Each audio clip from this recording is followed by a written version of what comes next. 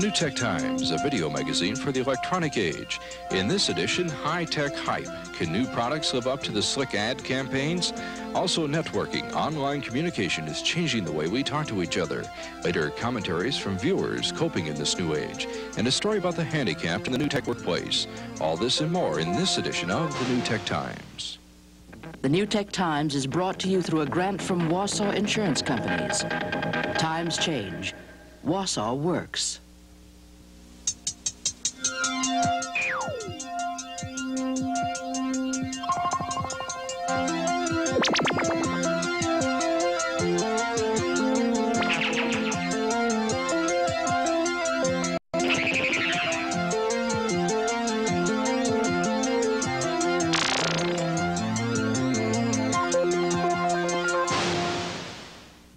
I'm Nicholas Johnson, sometimes known around this time of year as jolly old St. Nicholas. But whether you believe in Santa Claus or not, you can't avoid the commercialism of the season. It's all around you. And when you're living through these new tech times, as we are, that means that a lot of electronics products are being pushed at you in catalogs, the stores, and television.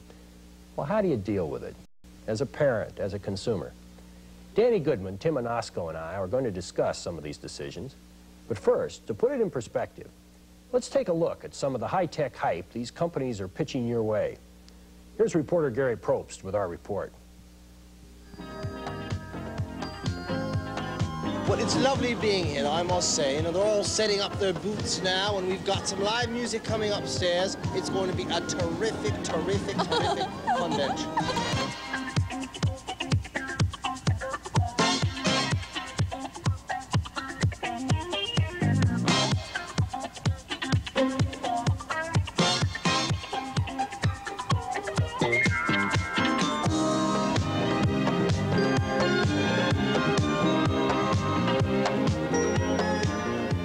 It was ballyhooed as the most exciting show of its kind ever to be held in New York City. It was the electronic Fun Expo at the Coliseum. Tens of thousands of potential customers lined up at the front door, all willing to pay $7.50 to see computers and to critique video games. They also received a healthy dose of high-tech hype. What a show we have here today, I dare say. It was all an example of how electronics companies are trying to make computers appear to be something they really aren't. Poetic, sexy, and human.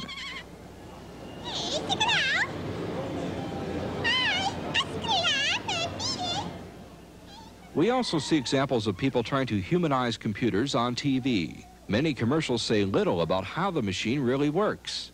Some advertising executives say the new high-tech hype is just a way to empty a consumer's pocketbook. I think it's extremely unfortunate. I think that we're in a situation now, the industry is in a period of transition. There are always people in any industry that's new who move into the industry to make a fast buck.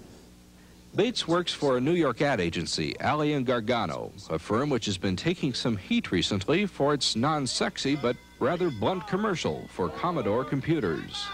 This year, 2 million families will send their kids off to college. But many of these kids won't be able to compete because they lack computer skills. A home computer can help. The Commodore 64 gives you more computer for less money than anyone else. Instead of saving for your kids' education, maybe you should spend a little for it. I don't think there's a sense of extortion, but I think it would be anybody who's seen the commercial would realize that there is obviously an element of guilt.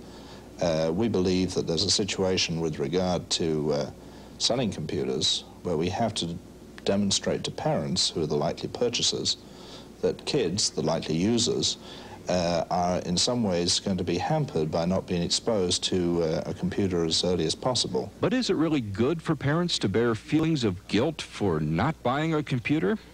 A professor of media studies from Manhattan's Hunter College says it's a poor and self-serving way to advertise. Commodore ad, the Texas Instrument ad, where a father has a little child on his knee and is playing computer with him.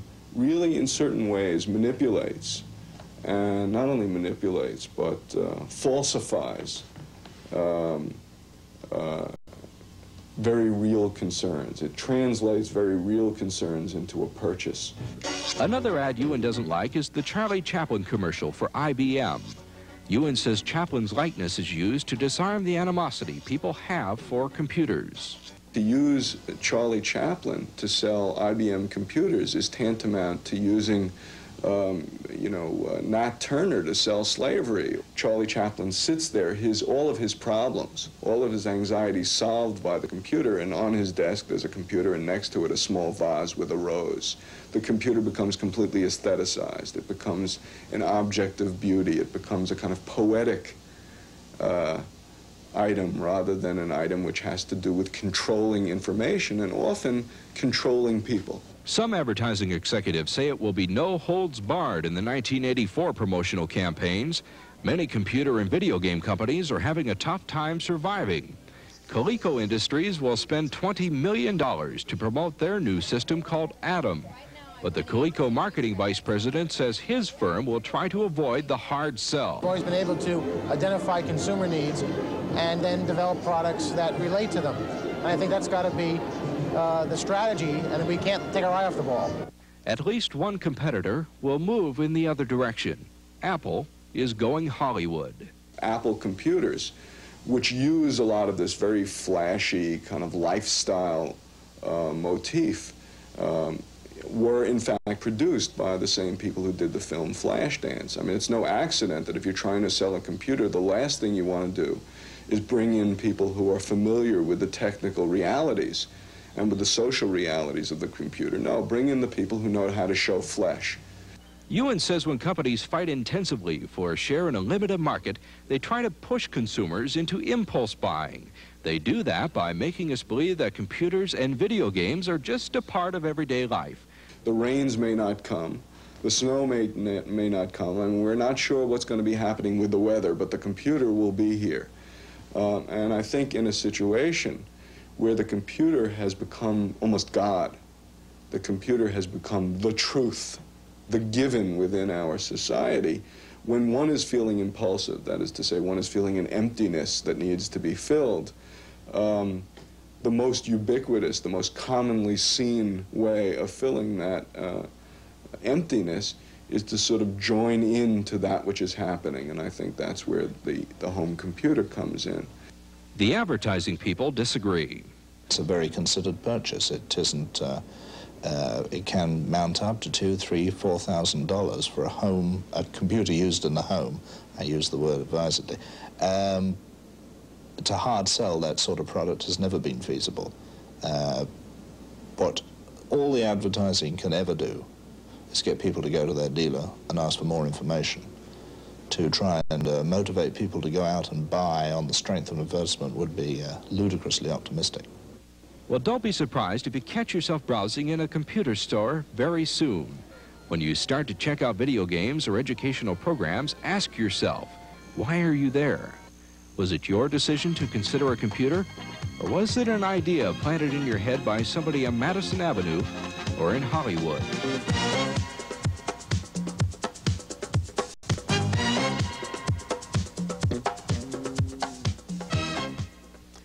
As someone has said of advertising generally, even though we know we are being taken, we're still being taken.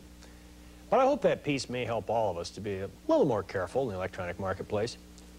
Two fellows who keep an eye on that marketplace are Danny Goodman and Tim Inosco. And if you're a New Tech Times regular, you've already met these columnists and critics. You're probably as anxious as I am to hear what they have to say about the coming holiday season. Gentlemen, welcome to the show. One of the high-ticket items people are going to be looking at this time of year are home computers. It's a wilderness out there. What advice do you have for them, Danny?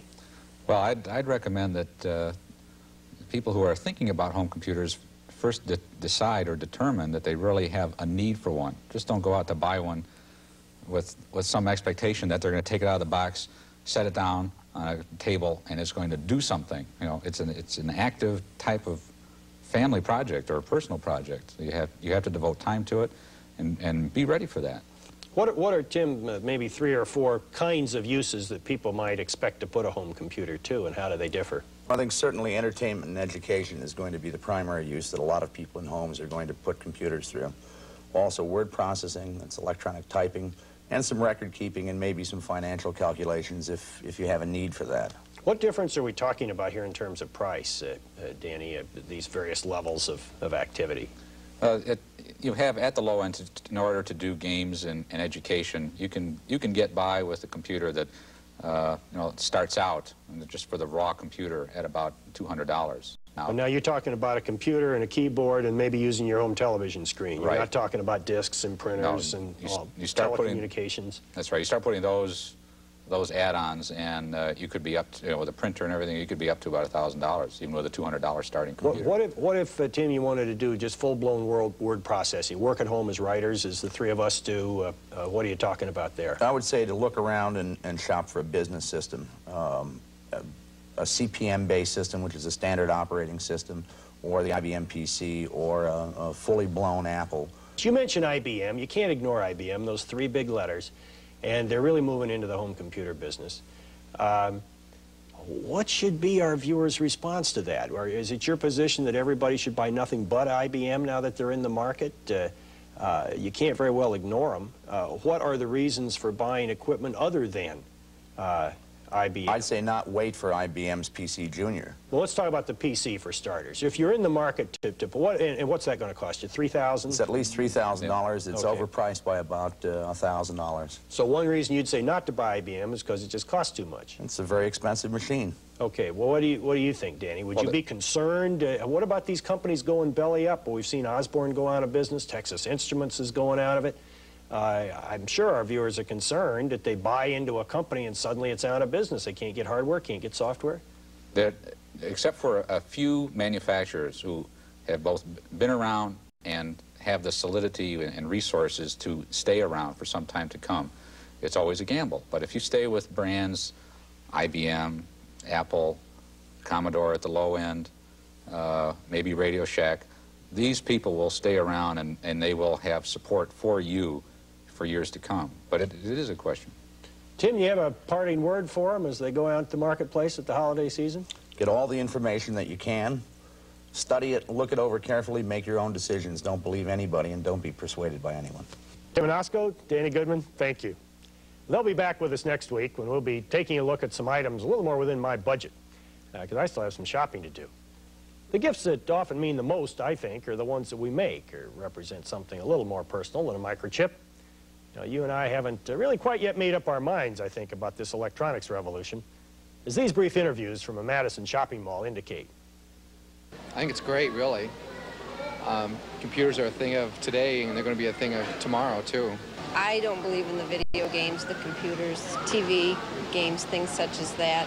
We have one child who is just learning how to tell time. It's too easy to look at a digital and say it's 7:45, and rather than looking, at a normal clock. So basically that's it. I just think it's made many people lazy. It's affected my personal life, I think, in making services easier for me, such as the computerized grocery shopping, where you're in and out much more rapidly. Oh, well, I think anybody that doesn't get into it right now or get involved in it is going to be considered illiterate pretty soon. I have been a paralegal all of my life, but have not had to cope with computers.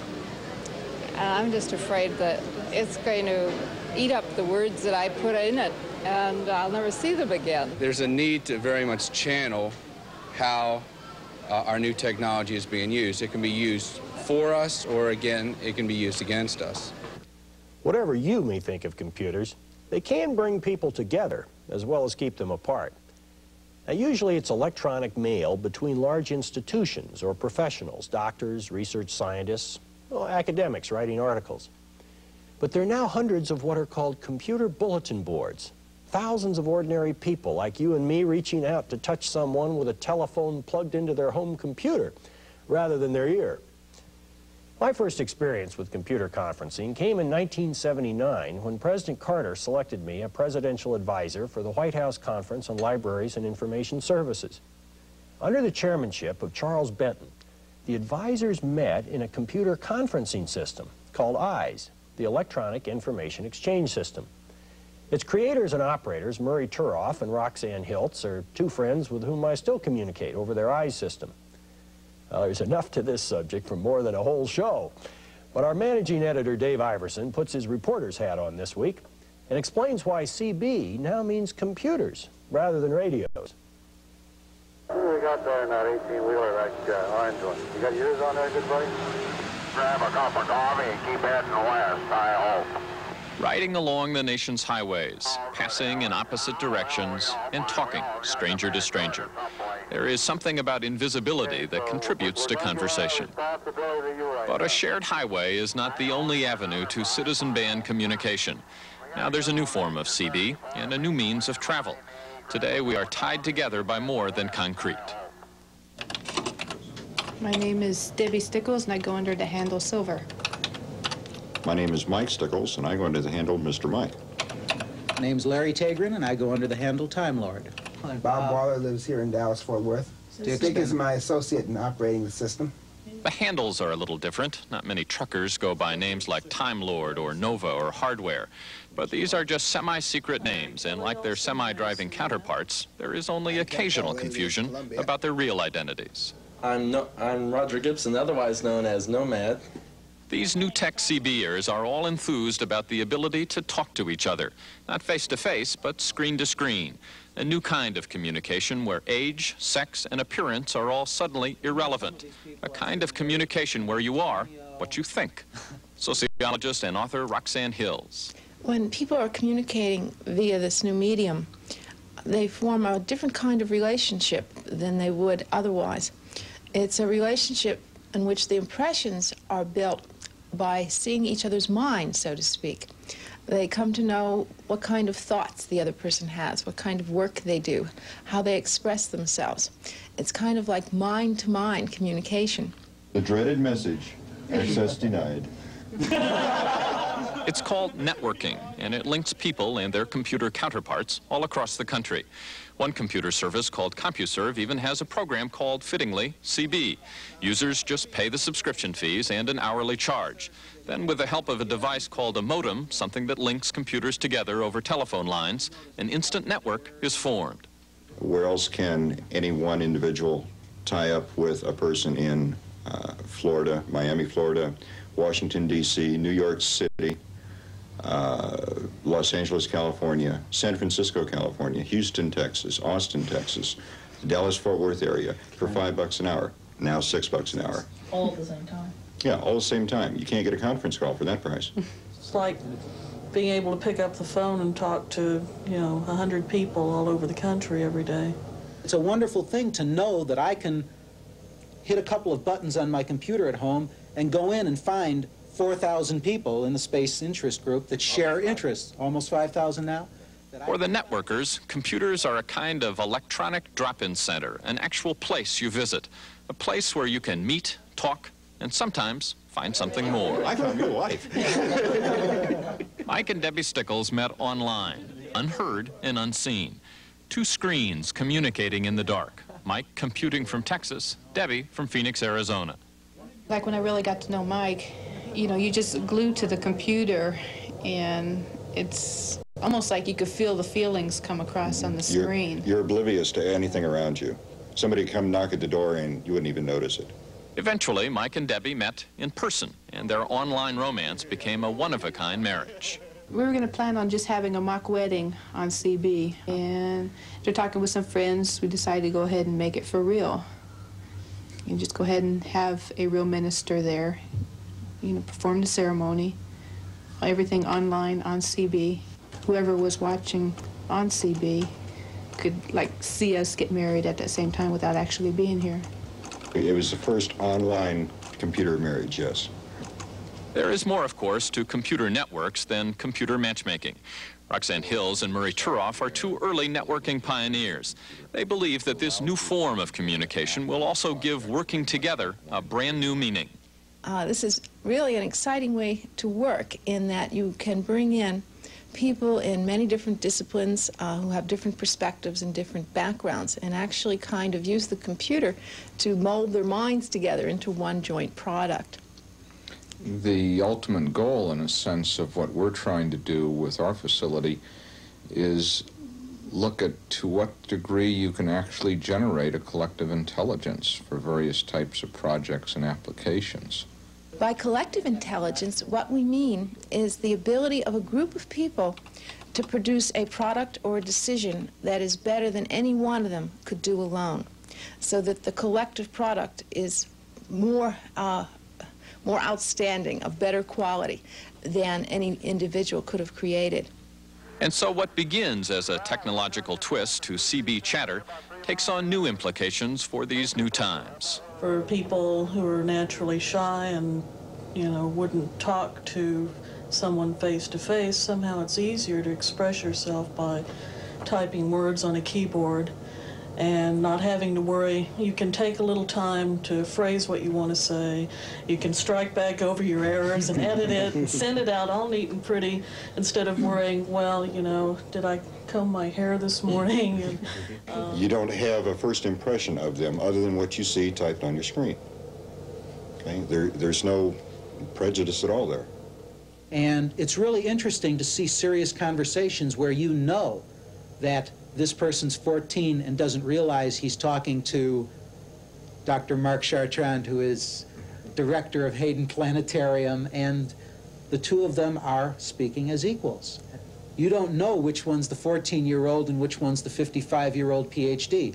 All you can judge by is the quality of what they communicate. In the end, this new form of communication seems as much based on democracy as technology, and networks of that sort really are needed. So now there's something more for shy people than just powder milk biscuits. My son contacted a computer bulletin board in Los Angeles, filled out a questionnaire, found that he matched someone called Liz, 76%. Unfortunately, Liz never picks up her electronic mail. Well, computers can aid the handicapped as well as the lovelorn. My father, the late Wendell Johnson, was a stutterer who spent his life researching and working with the speech handicapped.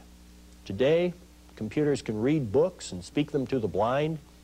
They can listen to speech and write it out for the deaf. And they can help the physically handicapped as well. Here's Gary Prope's report. Years ago, Margaret Farmer was unable to move. She's a quadriplegic, disabled by polio. She can't use her arms or legs. Today, she performs numerous jobs at the Rehabilitation Institute of Chicago.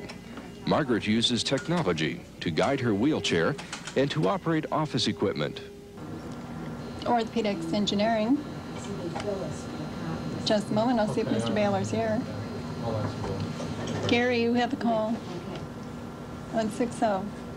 As the technology became introduced into my life, I started getting more mobility, becoming more productive, more independent. All these great ideas I had stirred up in me, I was able to use them and bring them out to benefit other people. And the contrast in lifestyle is really different. One of a life of dependence to one of great independence. The technology Margaret uses is called Puff and Sip. It involves a tube and air switches. When Margaret pushes or pulls air through the tube, electronic sensors give instructions to her computer. A series of air movements will manipulate a code in the computer program. That way, Margaret can answer the phone and start a tape recorder. 375-617-732-5362, and that's Dr. Sledge in Boston. All right, thank you very much. Bye. Margaret can puff and move letters across the page of her computer screen. She can type at the rate of 10 words per minute. When the page is complete, a sequence of airflow sends the message to a printer.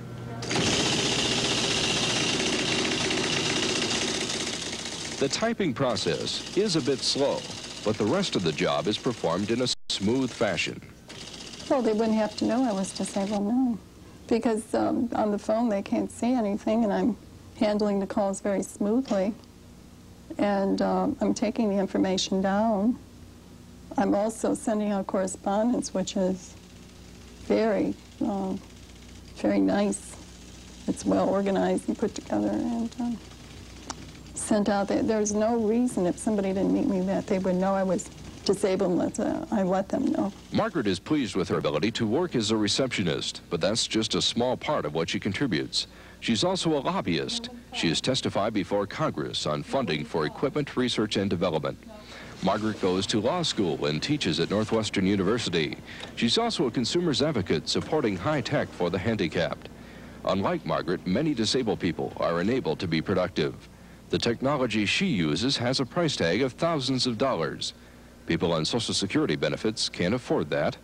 Margaret is trying to pull more money out of Washington so others can benefit from high tech. The point is that nationwide we are putting about $8.5 million into this kind of technology with, I think in rough numbers, if we're talking about physically disabled people, there might be anywhere from 10 to 15 million. Well, that's not very much of a dollar spent per person. Margaret believes new technology will eventually move disabled people out of hospitals and into the workplace. When that happens, the government will not have to pay as much out in benefits, and those new workers will be paying taxes into the Treasury. How soon that happens will depend on what kind of congressional support High Tech for the Handicapped receives. Well, I think in anything in our society, it's a matter of priorities. You know, a lot of things should be priorities that aren't. I don't think enough people think that people with disability are important enough, and we like to sometimes hide these challenges. And people with severe disabilities are challenges. Hide our challenges away in the corner.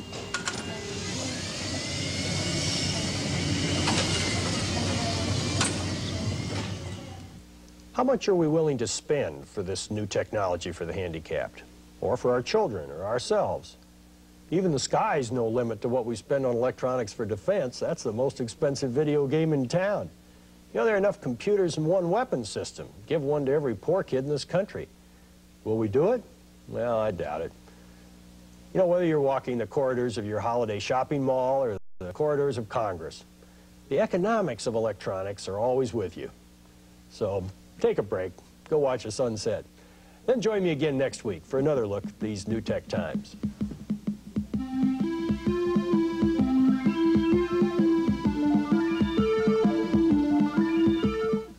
The New Tech Times has been brought to you through a grant from Wausau Insurance Companies. Times change. Wausau works.